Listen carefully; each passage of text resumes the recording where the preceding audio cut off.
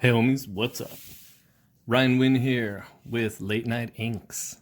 So, this is the new show I wanted to start live streaming at night, but apparently YouTube has new rules that you have to have 1,000 followers to live stream. So, until I can do that, I'm still going to produce the shows as if they are live and post them every night. And I'm going to do the same thing tomorrow if I can with my new sketch cover show idea. So, stay tuned for that.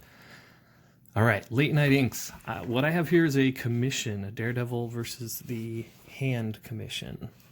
I always want to say the foot because of Ninja Turtles. I knew the foot before I knew the hand as a little kid. And unfortunately, I don't know the artist's name. I looked in the emails with the collector and he didn't mention the artist's name. So by tomorrow's video, I should know the proper name. So I did already start.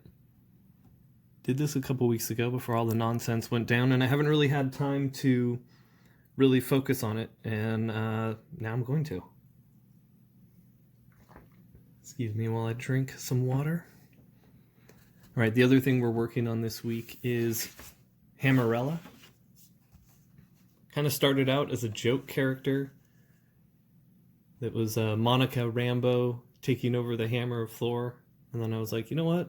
Forget that. I got an idea for this character. And she's sort of been taking on a life of her own. So we're going to add a cape and a background and stuff like that, but not tonight. Tonight we're just going to be focusing on this Daredevil piece. And before I get started, I'm going to do a quick warm-up session here. You hear that? That's my brush in the water jar. Dab off a little of the water. I'm using a Raphael Kolinsky sable. You dip that bad boy about halfway into the, I should say bad girl. You dip it about halfway into the ink. And then I usually just do a few strokes like this to kind of get it worked in there. All right, so we find our center frame here. I like to do little lines like this, call these little diamond lines. You sort of add pressure and then lift up. Now I like to warm up just like I would if I was an athlete, which I used to be an athlete, so that's why I think of it like that. So you always see, if you go to a baseball game or a basketball game or football game, you always see the athletes warming up and stretching before they perform and or compete. And it's the same thing with art.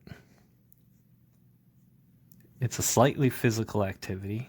It doesn't exert you in a similar fashion, but it all has to do with muscle memory and movement. And you want to warm those muscles up. I do a lot of stretching throughout the day. I start my day by doing stretching, full body stretching, and kind of yoga. I don't like to say I do yoga because I basically learned a bunch of yoga and then was like, all right, I'm gonna do it my way now. I don't have to listen to other people fart and be all namaste hippie trippy, which is fine. I got lots of friends like that, but it's not my thing. So I'm always stretching, I'm always warming up before I do any sort of big project. My ink is very watery. I'm also warming up on, this isn't actually artboard, this is some printer paper. So it kind of bleeds out differently, but I had a scrap of it here and I thought it'd be nice to use that as a warm-up instead of wasting some good board. Excuse me. So I hope you're all keeping safe out there and not getting too bored if you have quarantined yourself. If you have quarantined yourself, I'd be curious, what are you doing new? What do you got? You got any new hobbies, or are you doing something that you've wanted to do for a while that you haven't gotten a chance to? You finally writing that great American novel? You finally writing those 5 minutes of stand-up? You finally outlining that movie script that you've been meaning to do? For me, I've been organizing the studio and my garage and the house, and I want to sort of change it up for the next 5 years of my life. Every few years, I like to just change things up a little. And starting from here on out, I'm going to be 100% focusing on my creator-owned comics. And I want to have the house set up so that I can be shipping out Gods and Gears issues and hopefully issues of Rip Rider soon. That's a new project I'm going to be doing all on my own. Not even going to be using Wes Loker, famed Alterna letterer. It's not an Alterna project. It's going to be my own thing with novelty comics, just like Death Betty was. And we have another issue of Death Betty we haven't released either. Those of you that know what that is a creator-owned book. I did the art for it. My friend Adam Jackman is the writer, and it's sort of a comedy. Man, it's a weird book. It's hard to explain. It's sort of like American anime. It was very influenced by like Fuliculi and stuff like that. So it's a love story between Betty and Death, and it takes place in a very cartoony world, almost like a Scott Pilgrim world. Anyways, I wasn't here to talk about that. But those are available on Comixology. You can check them out. They're $1 a piece each issue. We don't have physical copies yet, but I'll talk about all that on another episode. I think I'm warmed up enough now that I can go over and start inking this guy. So where to begin? I really want to ink Daredevil, obviously, but there's a few things I want to figure out about inking this artist before I get to Daredevil, because that's our money shot right there.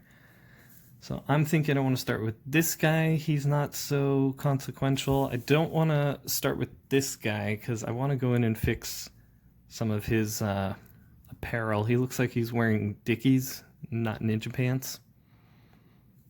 So I want to go in and fix that. Like, these look like cool ninja pants.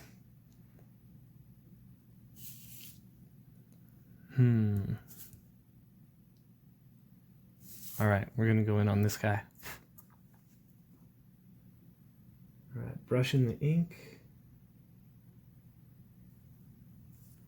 I'm going to do a little test here. All right. So I'm going to start with some of these black shapes. I normally start with the figure, but the brush is heavy with really wet ink. So I want to go in where these heavy black shapes are and let off some of the ammunition.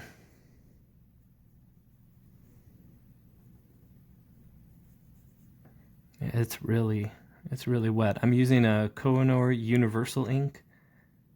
I haven't used this stuff in years, but this is old paper. This stuff, this piece was drawn in 2015, and my ink was just my usual ink, FW and Speedball. They're just a little too dry, and if you water them down, they, basically get too watered down. So I'm back to the Universal, which I really like. It's a wetter ink. It's slicker. I don't want to say it's waterier because it's not clearer. It's not diluted at all. But it is slick. If you're familiar with the inker Sandra Hope, who's a longtime Wildstorm and DC inker, she's actually one of my favorite inkers. It's her favorite ink to use. And she makes great use of it with both pen and brush. Some people switch up their inks between the two. Joe Weems used to do that. He used to use a Speedball ink, I believe, for his nibs, and then he used a Koh-i-Noor for his brushwork. And when I started working with Joe Weems, he barely used brush at all, just to fill in the black areas. And by the time I left, he had been influenced to use a little more brush. He was so good with it. It was so funny. He could go months without using a brush, and he'd pick it up, and he would just be better than anyone else in the biz.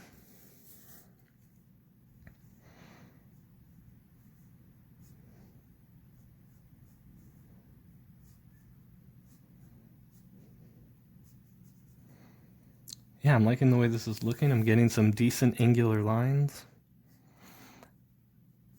I strayed from my point on what I was making about the point that this is from 2015. So the paper is older, and it doesn't accept ink the same way it does when it's new. And it's been shipped and stored, so the pulp gets flattened out.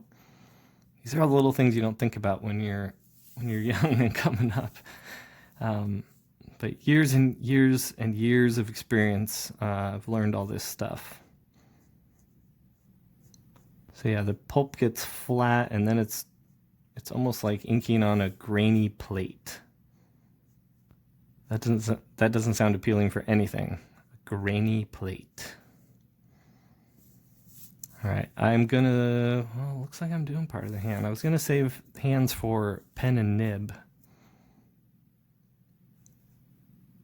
I got a good flow going here, so I can do a little bit of detail. Plus that allows me to continue moving this direction with the black shapes. I kind of like to move like a printer where I can. Like do all the black chunks that kind of go this direction. I work that way when I do technical work, like when we go to rule this stuff out probably tomorrow or the next day. You'll see that I have a little pattern that I do. Because when you do this stuff monthly for Marvel or DC or whatever, and you gotta produce like a machine, you learn to produce like a machine. You let go of any, how do I want to do it? And you figure out what is the best way, what is the fastest way, mixed with what provides the best lines and also the fastest way. You never get to do your best work, and you never do the fastest work. It's always a combo of the two.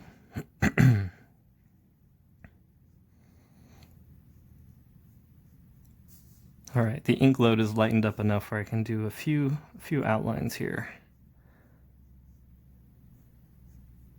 And normally I do advise that you do areas in the foreground first, so that you don't have problems meeting up with these lines and stuff like that. But I'm pretty good at covering that up, and I don't feel like touching Daredevil quite yet.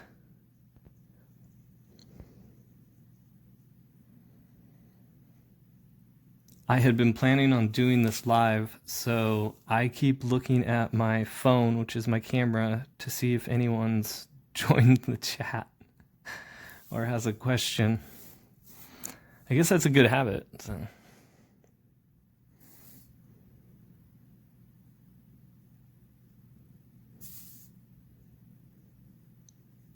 So if you are interested in inking, feel free to ask me any questions down below. That's what we're here for, to answer questions and to teach and educate. I'd like to learn how to entertain while doing this too. I don't really want to touch his face either. I want to go in with a pen and do those faces. Let's see. And these brush strokes I want to do from the other direction, but I want to let him fully dry. So I think I'm going to actually leave that section alone for right now. And I think I'm going to move over to this guy right here. Let's see. I wonder if we can zoom in without getting too blurry.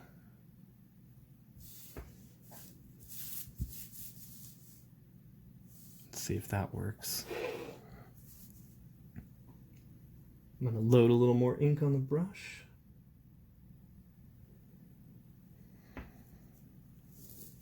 And away we go.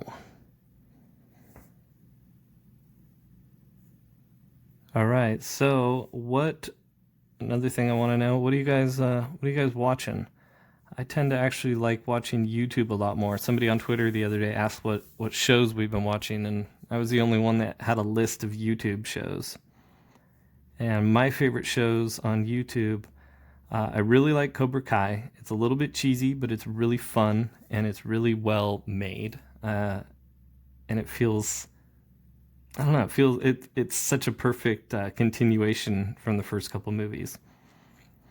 I also like the other YouTube originals.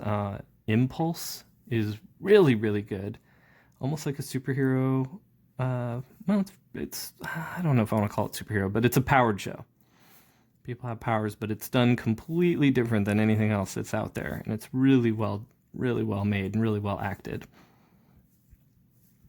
I also like the YouTube show Origin, which is a little bit like Lost meets what's that movie? You Don't Need Eyes Where We're Going. Event Horizon. So it's like a mix of those two, and that's really cool. I hope they do another season of that. And then I also like Kill Tony, which is a stand-up comedy show with Tony Hinchcliffe and Redban. And that's on every Monday night, and that's a little weird for some people. But what it is almost like it's like an open mic show, and comedians go up and they have a minute, and the panel and the hosts will roast and rate the comedian, and it's actually super fun. It takes place in the world famous Comedy Store in Los Angeles. Oh, sorry, I forgot we were zoomed in. Oh, I hope I didn't lose you there for too much. But anyways, I like Kill Tony, and I also like the Corridor Crew. So Corridor is a digital VFX house in Hollywood or in Los Angeles, and Corridor Crew is sort of their behind the scenes. How did they do that? Day in the life at the studio channel, and I actually prefer that more than their other channel. They do fantastic YouTube videos, but I prefer their other channel, and they do things like stuntmen react to stunts and VFX artists react to VFX, and they always have really intelligent, really fun guests on there. So those are the shows I like. Not comic related. So what are some things on YouTube that you like that aren't comic related? I'm super curious. There's always fun stuff. By asking questions like this, I found out about all kinds of like toy restoration people and even house restoration people that I didn't think I'd be interested in stuff like that. But there's some really interesting, fun stuff out there, and it's always cool to ask people what they're into.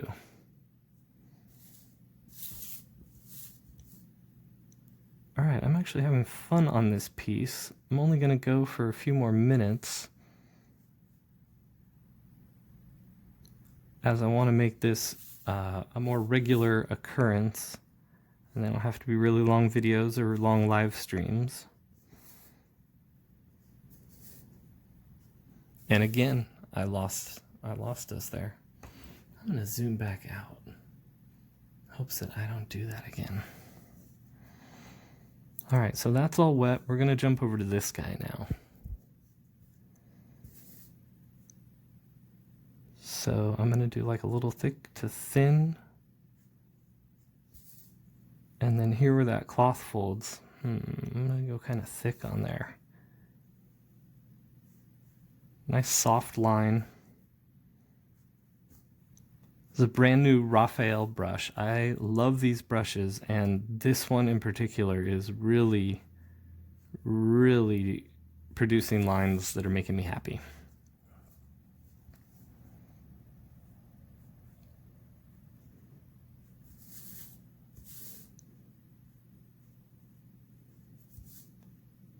I've been doing a lot of digital inking lately, and while that is kind of fun because it's just fun for getting stuff done, it really doesn't bring me any of the satisfaction or the joy that real inking brings. And also there's such a lack of challenge with digital inks that I have to whip out the real brush and the pen sometimes, because I like a challenge, and these tools are almost always a challenge, no matter how long you've been in the industry. They're always going to fight you, and I kind of like that.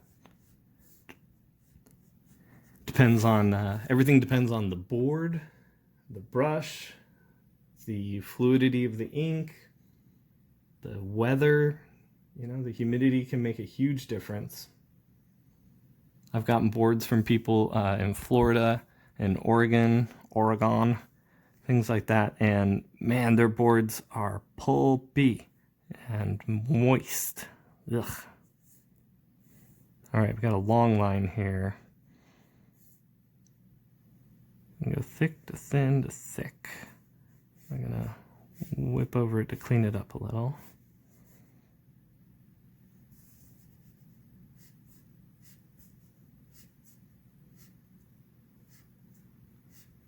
And the longer you ink and the longer you watch someone ink, you'll see the variety of strokes that create different markings.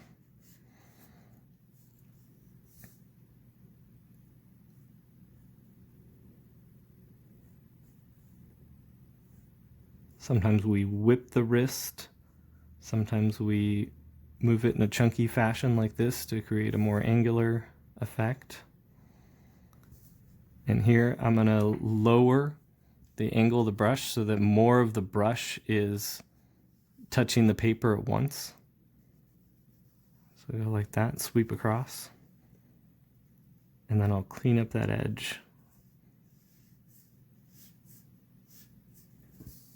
Actually, let's beef it up a little. There we go. And we'll do the underside of this leg and we'll stop short before it hits this guy. I want a little bit of a halo between these dudes.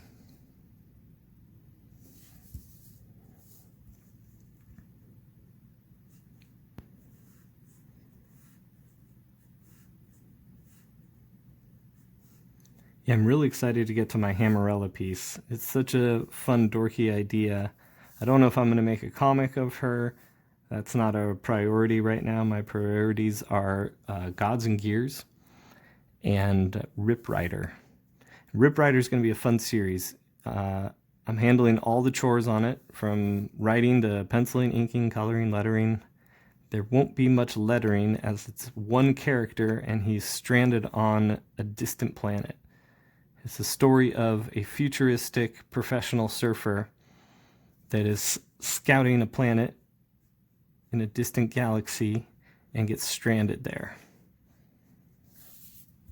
And the character's name is Rodney Parker, and his nickname is Rip. They call him Rip Rider. And Rip is also, you know, like if you're familiar or unfamiliar with surfing terms, the rip tide is a current that takes you out to sea. And I think it's just it's a cool sounding word, and I wanted it to be the character's name. And it will play into an element later on in the series if we get that far. But there wasn't even a need to tease that yet because we don't even know if we'll get there. So anyway, stay tuned. This week I'm going to be announcing that. I'd like to start a crowdfund for it, and not in a like desperation way, but I have some fun ideas. But I'm not sure about that. I've never done a crowdfund myself, and I have been planning to do the one for Gods and Gears for Volume 2 because we've given the go-ahead to do a Volume 2. But that's a bigger project, and Rip Rider, I was thinking of launching something like almost in the next week, just a low, like maybe $1,000 or $2, $1,000 or $2, maybe $1,000 or $2, just something to kind of get people noticing it, because I don't need much to produce it, and it's going to be a while before there's shops. I'll be handling everything on my own. Probably go through the Alterna Printing Partnership.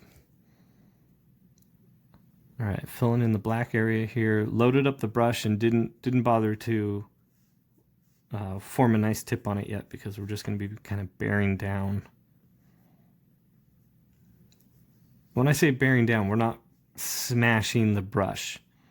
You'll see that I'm still pulling it. So the heavier parts are hitting first, and you're always kind of leading with the ferrule, which is this part, pulling the tip. All right, so that's all wet. This guy's dried up. I think I've probably bored you guys enough for now. It's been a 26-minute video.